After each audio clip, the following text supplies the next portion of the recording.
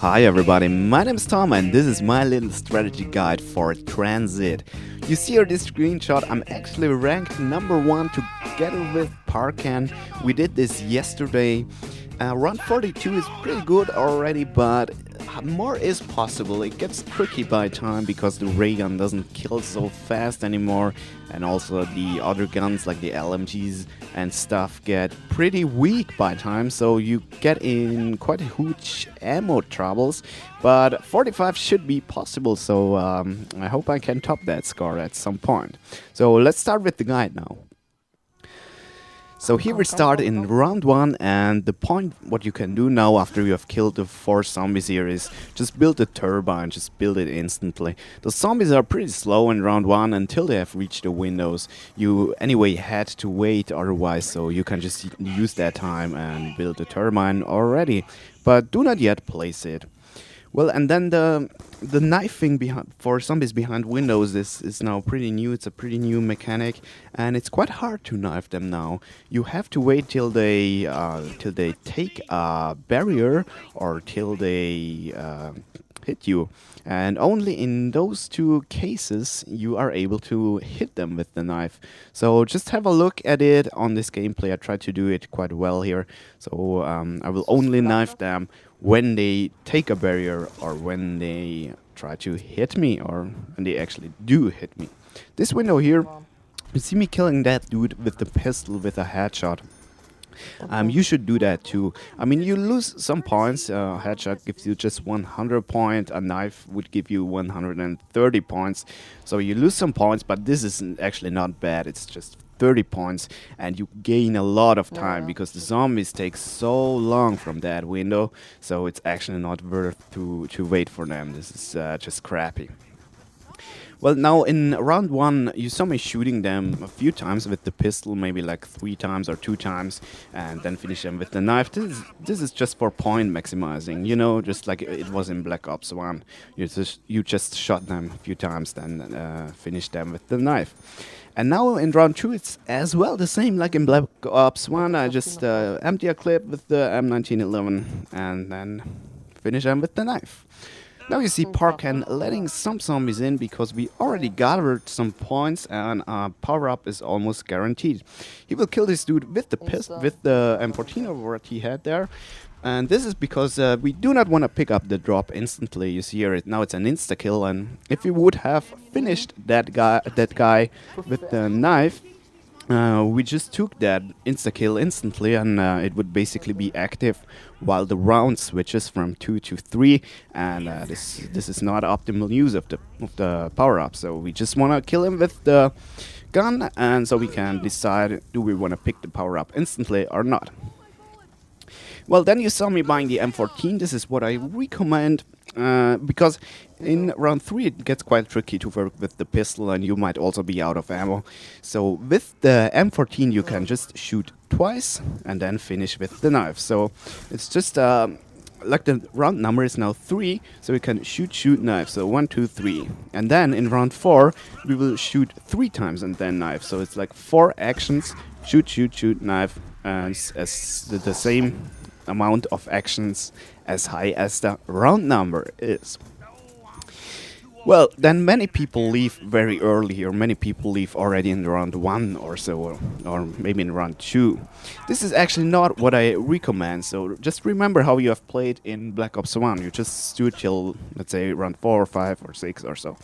And why did we do that? We did that in Black Ops 1 to gather up a basic setup of points, and because the first room is very compact, the zombies spawn quite fast, and you can do quite good progress, and you can just work with the windows. You just try to keep the zombies behind the windows, and this is actually what we should do in Black Ops 2 too, because it's kind of easy to control this room here.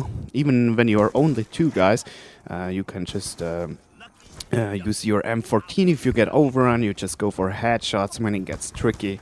Here is one of those situations where I almost had to go for headshots because there were just 3 guys breaching, but I just could do it with the knife here. So when you get overrun, you just use your M14 for headshots. Otherwise, you do as said, like shoot, knife, and so on. And then you can control this room quite easily here. There you saw Park and letting another zombie out.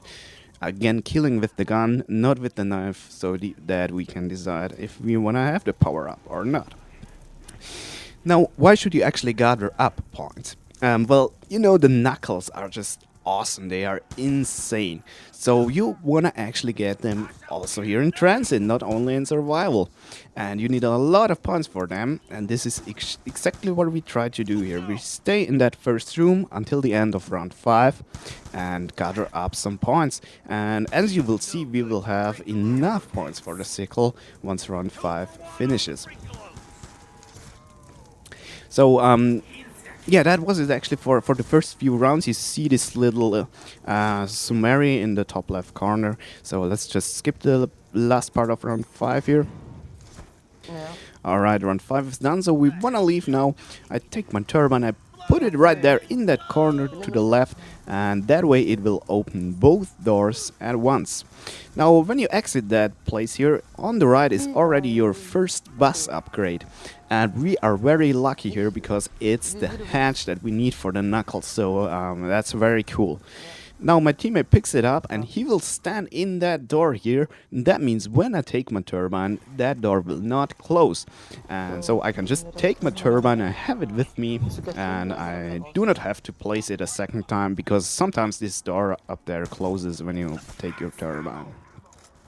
Now we try to trigger the bus. You would just attach the bus upgrade like the ladder or the plow ASAP here when you exit the first room, but since it's the hatch and since we want to use the hatch for the knuckles, of course, we just keep the knuckles in our inventory. And now you see in round 6 you make a headless zombie when you shoot them into the head. This is kind of tricky because yeah, sometimes you miss and then shit like that happens. And now this is a very tricky situation. The bus just horned there and will go away in a second, and Park can't revive me.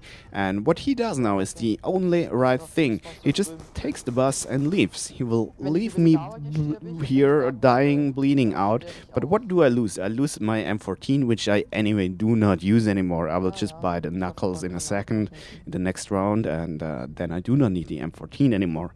I would anyway switch it by a box gun. Now we have very bad luck. There is a nuke, so the next round might start before I bleed out. In that case, we would just have restarted, I guess, because it's gay. But we are very lucky, and I just restart here right there. Well, here in the tunnel, I just pick up this part for the jet gun, which we will not build. It's a pretty crappy gun, and it's actually not really worth building it. Maybe in the very high rounds, when you do not have any more, when you do not have enough ammo anymore, but you can also kill like 1 or maybe 2 trains with it, so it's pretty bullshit. Well, yeah, we drive to the diner now, so let's see us there. Alright, there we are. So remember, we already have the hatch for the knuckles, so we will attach that just in a second. But if you do not have it yet, it might spawn right over there in that house where you have to put a turbine to open it. So what you want to do is ASAP put that turbine there and check if it is the hatch. If it's not, and if you can't get the sickle at the first bus turn, you just may want to restart, because it's really crappy when you do not use the knuckles. They are just too good to avoid them in the first rounds here. So I really recommend, although it's a little bit crazy, just restart your game if you can't get the knuckles here in, let's say, round 6, 7, or maybe 8. I mean, you can go on and just find the hatch in the other possible locations where it can spawn, and then just take the knuckles the next turn, but then you might already be in, let's say, round 11 or so, and then it's almost not worth it anymore. I mean, of course it's worth it for the nice zombies, but you also want to use it for the normal zombies here, because you see how awesome they are. Anyway, we got the hatch already in the bus station, so my teammate just checked this room anyway to get the bus upgrade. I mean, you are here, the bus is here, and the bus upgrade is here, so why shouldn't you use it? It's only an advantage if you do so. And he already mounted it, I think. And what we do once we have checked this bus upgrade and once we have gotten our knuckles, we just want to spam the box. I mean, it's nice to have a good gun already. You should use a pistol together with the knuckles because then you just knife faster. So the 5.7s would be awesome here, but also a little assault rifle or something is pretty cool. But you do actually not need the box. You can just then buy the AK-74U and knuckle everything away. And for big groups, when you get kind of overrun, you can just use the AK-74U. That works great as well. Well, here you just see me running back and forth near those windows. This is kind of a little trick that you can use when you just hold your repairing barriers key and run forth and back. You just repair each window once, and that way you repair them very, very fast. So let's meet up in the next location. And that is right here at the farm. What you basically can do is just stay in the bus, leave the doors closed, and the bus will continue. But we actually exit here just because we want to kind of check for the bus upgrade. I mean, we have enough points and boxes here as well, so we just want to leave the area quickly and spam the box a bit more.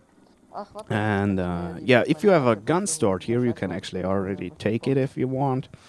And yeah, that's pretty much all we do here. We just hit the box a bit and we will open this bus upgrade room there, you know, where the claymores are in and stuff like that, and attach the bus upgrade and then drive to power. So let's meet up at power again. Alright, there we are in the bus. Make sure that you do not leave the bus too early here, because then you lock yourself out. When you have the ladder attached to the bus, you can just climb over the bus and you're not locked out. But if you do not have the ladder attached yet, as we have not done it, you are just locked out, and that is pretty crappy because you have to face all zombies out there, to fight all zombies out there, and there is not much space, and the other teammates yeah, have a hard time to help you because the door here is closed in the first place. So just do not leave the bus too early and then you're good. Once you're inside here, you just want to build up the power switch and activate it. And we want to make sure to have a crawler because it's kind of nice here. It's very narrow here, and if the next round starts, it sometimes gets a bit tricky and so on. So you'll see us just making a crawler in a second. You also do not want to forget to pick up your parts that you came with here. So for me, I had this engine here, which I want to pick up. It dropped down because I took the power switch parts and stuff like that. So here you see us making this crawler. There we go. And then hitting the switch. If the crawler is too near to the reactor, he would actually die. So we want to make sure that we make this crawler inside this room here. Now you could actually place a turbine just where I'm staying here, and this door next to me here would just open already, and that way you have kind of an easy time to catch the bus if you make this pretty fast here. But the bus is actually not that important, so you can also go on foot, so we just spare that turbine. You could already place a turbine here at the PEP location. If you want to PEP early, but it's actually not necessary to PEP that early. Where I've just shot, there are some wires which are as well used for the jet gun, but as said, we do not focus on that. So just got lucky here and catch the bus, and we'll meet up in the town then. Alright, there we are, and here it's actually cool when you leave the bus a bit too early, because then you can sneak through there and you do not have to open the bank to exit this bus thing. Now, once you are in town, you want to buy Jack as ASAP. That's actually why you went here. The main reason is Jack, of course. If you have some parts for the jet gun, you can also attach them. I think I have a little information thingy on the top left corner for that. I do not know if I put it right here because it's kind of crappy. As that, you do not really need that jet gun, so you kind of can ignore that. Well, and if you do not have all bus upgrades yet, you can place a turbine there at this door, which you need to open by a turbine and attach the last bus part. And the point here is just get your jug and regroup your team. That's actually the main point here. Some dude might have missed the bus and so on. So just regroup up here. Here it's just a good place to get your team back together because jug is right here. So if one dies, it's not that bad. You can just revive him and then he can rebuy his jug. So it's no big deal. You can also get some points out of the bank if you want. And if you have already put your turbine near the door in power station that you need to power for Pack-a-Punch, you can actually already do it. But as said, Pack-a-Punch is actually not necessary because our knuckles are still a one hit until around 13. So my mate tries to attach the ladder but kind of fails, but that is not bad at all. And you want to buy Stamina Up. Stamina Up is in the bar on the bottom floor there. Because once you have to run from one location to the other, it's just a very long path, and with Stamina Up you are faster, and the Denizen zombies do not attack you that often, so it's definitely worth to buy Stamina Up. Alright, so that is actually for the first little part. When you've made it that far, you actually have done the hardest part.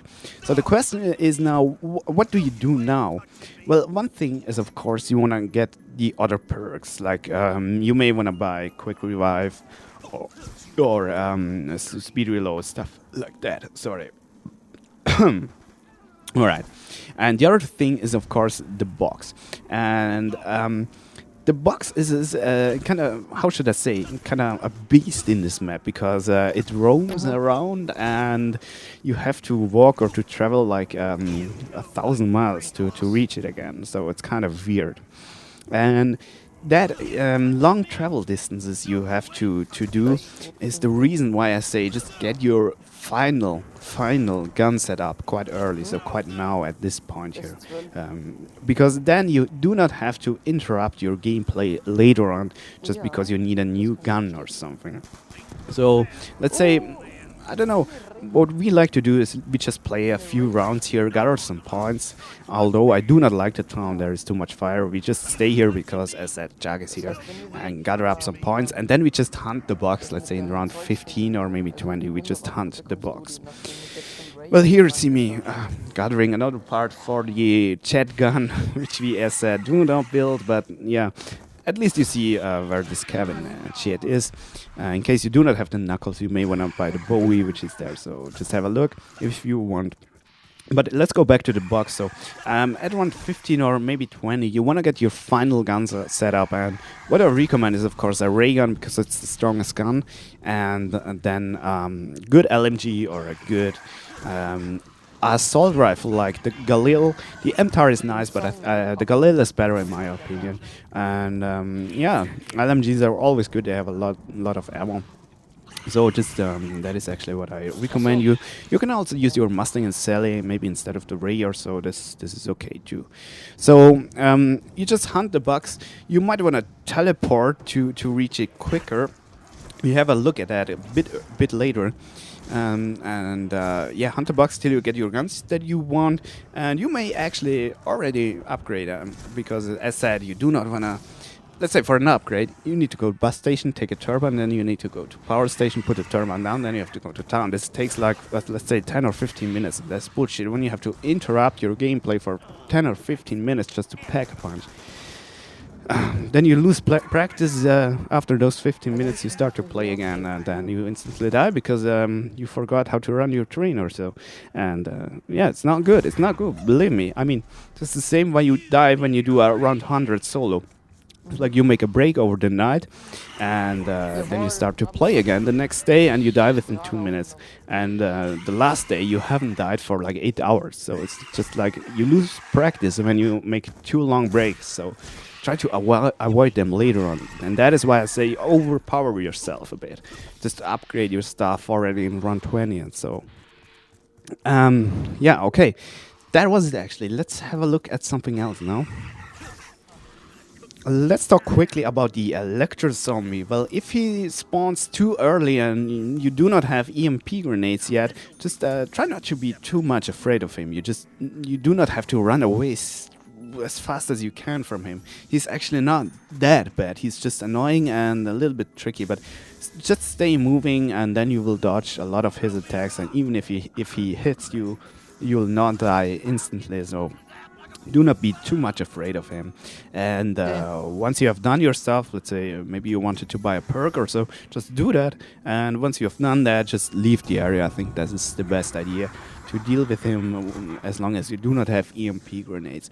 But then make sure that one dude in your team has EMP grenades, because otherwise he will later or earlier he will kill you in the middle of a round, and because he always disturbs you like shit.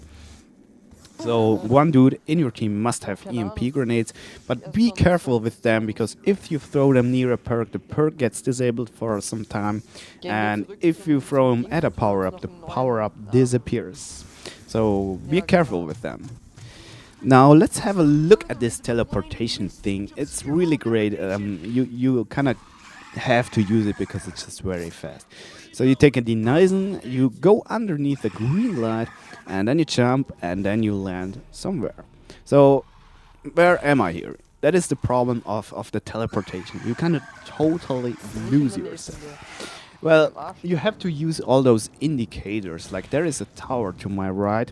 That means I'm very near the cornfield, which is between farm and power.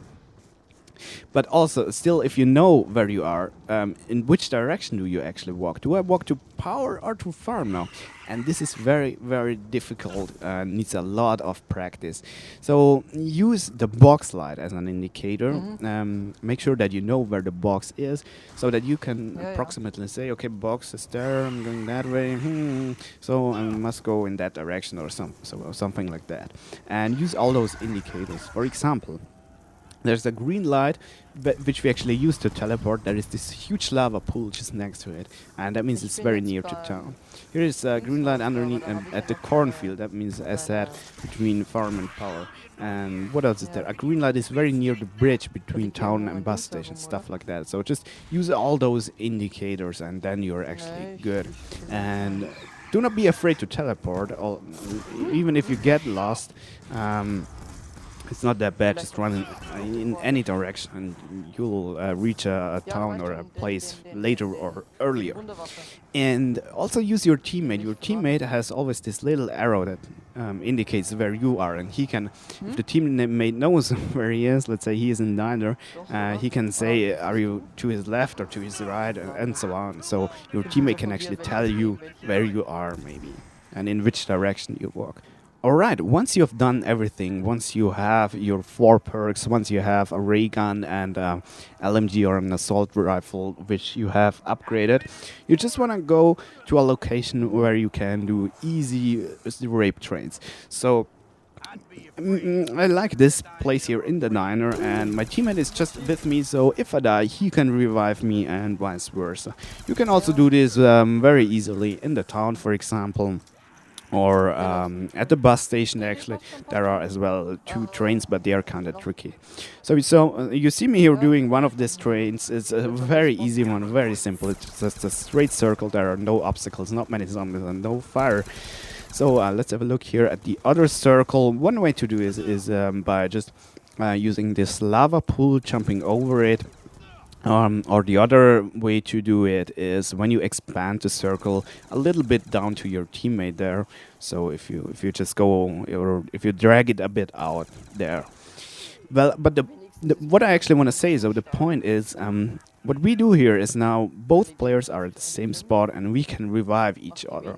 But the disadvantage of this is actually that, our trains are kind of, let's say, a bit smaller, and when you do either of those circles, you might get just 1 or 2 zombies from the other circle, which disturb you a bit, and it's kind of, it's not perfect, but it still works great. It works absolutely great. And as said, the town is, of course, a very, very good place to do this, especially because Chag is right there. But yeah, I just do not like it because there is too much fire, which always slows you down, and I do not like this. So I prefer the diner here, actually. And you might know that when you walk from diner to farm and then turn left at this intersection there, you are directly in the town, so it takes like 1 minute to walk there. You just have to pass by a huge lava pool, which is why you want to basically take the bus when you have died. Pass that lava pool, turn to the left in this section, and reach a town budget there and teleport back here. Good. But another way to do it is actually when you are on separate locations. So let's say one dude at the farm and one at the diner, and if you play 3-player, one in the town or something like that. And then you just buy your Tombstone perk. That is actually then the clue, and you buy it instead of quick revive. So when one guy dies, you just press the key that you do not feed the zombies, and then your tombstone appears. The other guys will finish the round, and they want to make sure that they let you respawn right where your tombstone is. Then you pick your tombstone up, and your guns are back ready. This saves a huge amount of time because when you bleed out otherwise, which can happen even though if you are at the same spot here. So let's say if you I don't know, if you die and then you want to buy your chug and you go outside, you walk to the town from diner to town, and I said there is this lava pool. Maybe you fuck it up and you get killed there. Your teammate can't revive you because of the denizens, and then you bleed out. Then you do not have guns, and then you are just fucked because first you need to go to the bus station, get the turbine, then you need to go power station, place the turbine, then you need to hit the box approximately 1,000 times, and that means you need to travel 1,000 times around the whole map, and finally you need to pack a punch them shit. And when you just have Tombstone, you just pick up your Tombstone and you're good with guns, and this saves overall a huge amount of time. So I kind of recommend Tombstone as soon as it goes to higher rounds, and as soon as you have a very good gun setup, like Ray and another pack-a-punched gun. Yeah, that was it actually. You can also use Tombstone when you both guys are at the same location, but we have not done this here because I have not yet thought of that. So yeah. Well, yeah, that is actually just I wanted to say there that you can do those two versions, either both at the same spot, then you can revive each other, or both at different spots. Then you have a very easy circle. You have a lot of space for your circle. For example, in front of the farm where the bus normally stops, where the boss is not there, you have just like, I don't know, a huge area without anything, without fire, without obstacles, without corners, just nothing. And that's the easiest circle in the whole game there. And you just get half of the zombies because the other half of the zombies goes to your teammates. So it's very simple to do, very easy to do. And yeah. So I hope you can kind of make use of this. Subscribe, comment, like. I like to read your comments and I always try to reply. So just feel free to leave one and have fun. See you. Bye.